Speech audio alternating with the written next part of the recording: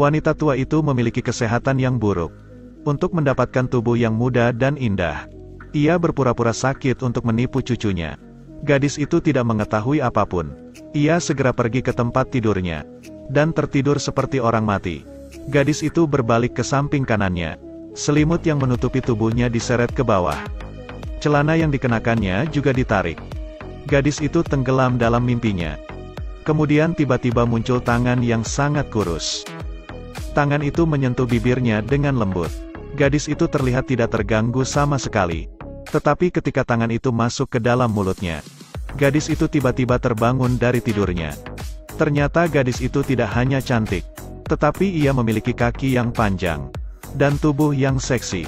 Ia dengan cepat menjadi terkenal di seluruh dunia hiburan. Ketika ia sedang menikmati pesta itu, tiba-tiba rumah sakit menelpon dirinya.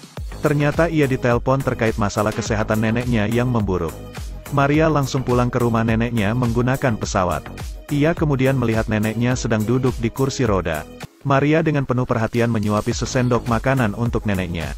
Pagi selanjutnya, saat ia sedang menyuapi neneknya, tiba-tiba neneknya yang sedang menonton televisi tertawa terbahak-bahak. Maria marah dan berpikir jika neneknya tertawa karena menonton pertunjukan. Kemudian ia mematikan televisi itu. Tapi setelah ia mematikannya, neneknya masih menatap layar televisi sambil tertawa terbahak-bahak. Ini membuat Maria sangat kebingungan. Saat ini, Maria sedang mandi dan mendengar suara orang yang sedang berbicara. Ia pun segera memeriksanya dengan hati-hati. Ia melihat seorang wanita berambut putih. Orang itu langsung melihat Maria dan memeluknya. Ia mengatakan bahwa ia merupakan teman dekat neneknya. Maria melihat wanita itu, dan berpikir bahwa wanita itu lebih muda darinya beberapa tahun. Maria kemudian pergi ke kamarnya.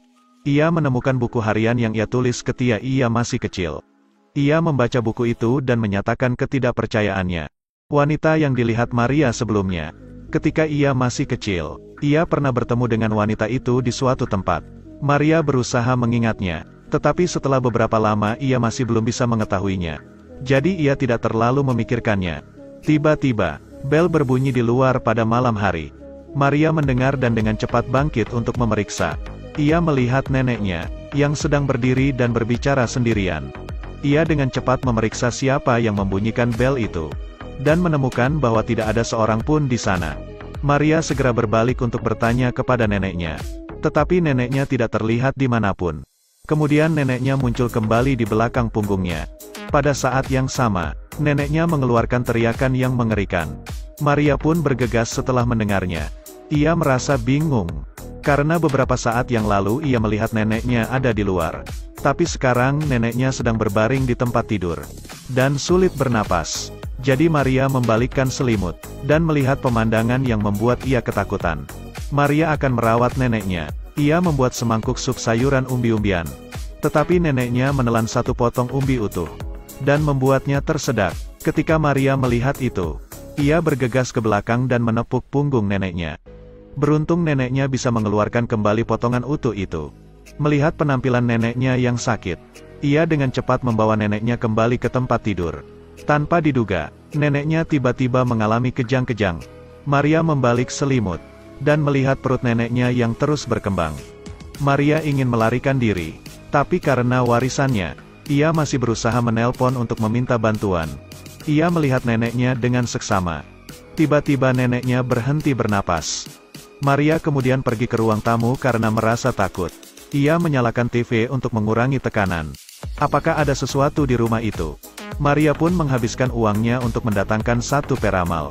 Di pagi hari, ketika seorang peramal datang, neneknya tiba-tiba berdiri, dan bersiul. Peramal itu mengambil uangnya dan segera pergi.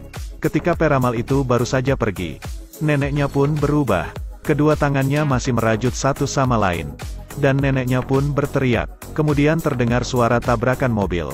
Mendengar itu Maria bergegas keluar untuk memeriksa. Maria tidak mengharapkan itu terjadi. Peramal yang baru saja pergi itu tertabrak dan meninggal di tempat. Maria berpikir itu disebabkan oleh neneknya. Ia menoleh untuk melihat. Benar saja, neneknya sedang berada di balkon, dan menatap dengan tatapan dingin padanya. Untuk membuatnya memiliki lebih banyak keberanian, ia pergi ke restoran dan memesan sebotol anggur putih. Setelahnya, ia kembali pulang. Tanpa diduga, Neneknya masih berdiri di balkon. Maria merasa ketakutan apabila tinggal bersama neneknya lebih lama lagi. Jadi ia membawa neneknya ke panti jompo. Biarkan neneknya beristirahat dengan tenang di sana. Malam itu ketika Maria memasak untuk makan malam, di televisi terdapat berita jika panti jompo itu terbakar. Dan mengatakan 108 orang yang berada di rumah sakit itu menjadi korban. Maria yang mendengar berita itu merasa sangat menyesal. Jika bukan karena ia tidak membawanya ke sana, neneknya tidak akan meninggal dunia begitu cepat. Ia segera merapikan barangnya, dan pergi ke kantor departemen pemerintah untuk kompensasi. Tak disangka saat ia baru saja tiba di ruang tamu, ada bayangan seseorang di kursi roda. Maria melangkah maju, dan melihat sang nenek menatapnya dengan senyum jahat. Maria merasa sangat takut, dan dengan cepat mengumpulkan semua barangnya untuk segera keluar dari rumah itu. Saat ia akan pergi, ia memikirkan neneknya. Dan segera pergi ke dapur memasak makanan untuk neneknya. Ia membuat semangkuk sup sayuran umbi-umbian. Tetapi neneknya hanya memakan beberapa suap saja. Maria melihat neneknya tidak baik-baik saja. Maria berdiri dan hanya melihat neneknya. Setelah 3 menit dalam kondisi itu, sang nenek dengan cepat berhenti bernapas. Maria mengangkat gagang telepon. Dan akan rumah duka, biarkan mereka datang untuk mengurus mayat neneknya. Tiba-tiba ia berbalik untuk memastikan keadaan neneknya. Maria sangat merasa ketakutan. Ia melihat neneknya masih duduk di atas kursi. Tetapi Maria tidak percaya. Untuk memastikannya, ia pergi ke depan lukisan. Melihat ekspresinya yang menakutkan, dan membuat seluruh badannya menggigil. Ia ingin meniup lilin, tetapi tidak peduli bagaimanapun ia meniupnya. Lilin itu tidak akan mati. Maria melihat ini dan berniat mengambil air untuk memadamkan lilin itu. Tidak menyangka tubuh lilin itu menghilang. Dan hanya tersisa apinya saja. Saat itu, Maria bingung harus berbuat apa. Lilin itu tiba-tiba mati. Maria takut dan segera pergi dari sana. Tapi ketika ia baru berjalan beberapa langkah, di belakangnya terdengar suara pintu yang ditutup. Mendengar itu, Maria menghidupkan senter yang ada dalam ponselnya. Maria sangat terkejut karena ia tidak melihat sang nenek di kursi itu. Saat itu, Maria mendengar suara lonceng. Kemudian Maria mengikuti suara itu. Dan suaranya berhenti di kamar mandi. Di depan cermin yang dibelinya waktu itu.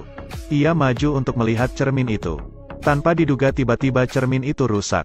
Dan sebuah tangan muncul menarik rambutnya.